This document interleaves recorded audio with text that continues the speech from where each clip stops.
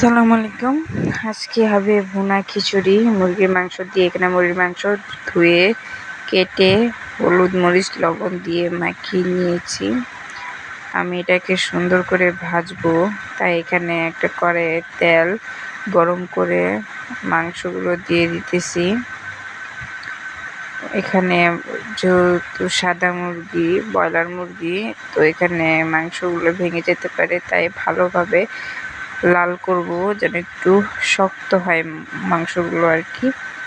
এভাবে কড়া করে ভাজলে আর কি শক্ত হয়ে যায় মাংসটা।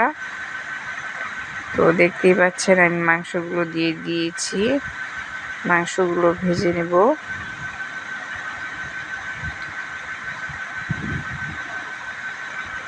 খিচুড়ি খেতে কার না ভালো লাগে বলেন? আমার কাছে তো খিচুড়ি অনেক ভালো লাগে। তো ভাজা শেষ হয়েছে।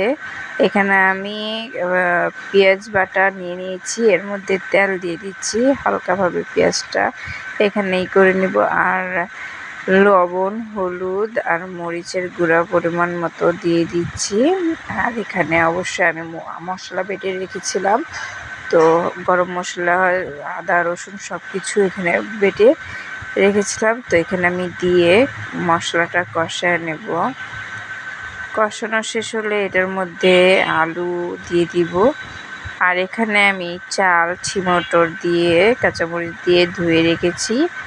তো এটার মধ্যে আমি কষানো শেষ হলে চাল আর ধুয়ে রাখা চাল আর মটর, কাঁচামরিচ এগুলো সহ দিয়ে দিব। দিয়ে ভালোভাবে চালটাকে কষাবো কিছুক্ষণ।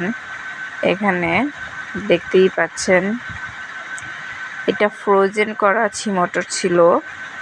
তো এখানে কষানো শেষ হলে দেখতে পাচ্ছেন ভালোভাবে কষিয়ে নিচ্ছি। এখানে কষানো শেষ হলে আমি মুরগির মাংসগুলো দিয়ে তারপরেই পানি দিব।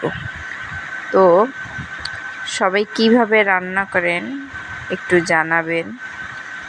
আমি এই প্রথম এভাবে রান্না করেছি, আপনাদের সাথে শেয়ার করলাম। আমার ভিডিওটা যদি ভালো লাগে আপনাদের, তাহলে লাইক, কমেন্ট, শেয়ার আর ফলো করতে ভুলবেন না। আপনাদের এই আগ্রহটা আমার ভিডিও দেওয়ার আগ্রহ বাড়িয়ে দেয়।